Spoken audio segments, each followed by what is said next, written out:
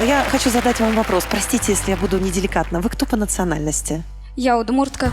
Я вас, не отходя от своей уже конечно. сегодняшней традиции, а вы не могли бы нам исполнить на всю нашу большую, огромную Конечно. родину?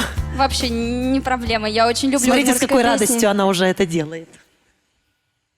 Коркатки не переменощен, що раде очкили, і отещеник, то де мами охтеліч течеч йостес. И совсем другая манера, да? Это был свадебный плач царевны, можно так сказать. Жаль, что это не песня из фильма. Еще не вечер. Но если в Удмуртии так плачут на свадьбах, я боюсь спросить, а как там веселяться?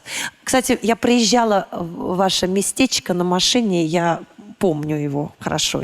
А какой поселок Яр? Яр. Да вы серьезно? Да мы, думаю, все проезжали, потому что, особенно...